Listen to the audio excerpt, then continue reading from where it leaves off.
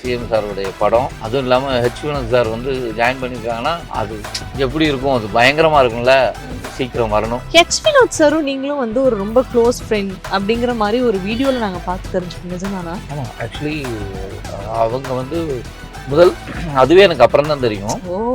முதல் படம் பண்ணும்போது ராஜ்முருகன் சார் வந்து என் வீட்டுக்கு கதை சொல்ல வந்திருக்காங்க. அப்போ வந்து ஹெச்.வினோத் சார் வந்திருக்காரு, கூடவே நிறைய தானே என் வீட்டுக்கு வந்திருக்காரு.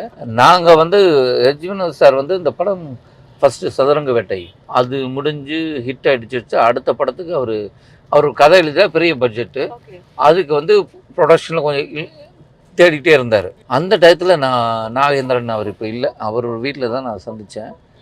அப்போ பேசும்போது, சார் உங்களுக்கு தெரியுமா, நீங்கள் ஏன் ஜோக்கர் பண்ணல, ஜோக்கர் வந்து பார்த்தாங்க ஆனால் எனக்கு சொல்லலை, ஆனால் ரொம்ப நல்ல கதை ஞாபகம் இருக்குது அவங்க வீட்டுக்கு வந்தோன்னு. அப்போ தான் அவர் பற்றி சொன்னார். ஓ நீங்கள் தானா, எனக்கு தெரியல, எனக்கு அப்படி ஞாபகம் இல்லை அப்படின்னா. அதுக்கப்புறம் நாங்கள் ரொம்ப க்ளோஸாக நிறைய இடங்களை சந்தித்து பேசி இருக்கோம். ஆனால் ஹெச்.வினோத் சாருடைய க்ரோத் இப்போ பார்க்கல, ஒரு அசிஸ்டன்ட் டைரக்டர் மாதிரியான ஒரு விஷயங்கள்ல உங்களை வந்து முதல்ல சந்திச்சிருக்காரு. அதுவே நாளடைவில் அவர் சொல்லி தான் தெரியும். ஆனால் இப்போ வந்து அவர் நம்மளுடைய சிஎம், கரண்ட் சிஎம், அவரை வச்சு ஒரு படம் பண்ணியிருக்காருன்ற மாதிரியான சக்ஸஸ்லாம் பார்க்கும்போது எவ்வளோ ஹாப்பியாக இருக்குது. அதெல்லாம் கண்டிப்பாக ஏங்க, நீங்கள் அவருடைய வெற்றி வந்து அவருடைய படம் தாங்க. சதுரங்க வேட்டைங்கிற ஒரு படமே அவருடைய பொட்டன்ஷியல் என்னங்கிறது தெரிஞ்சுது.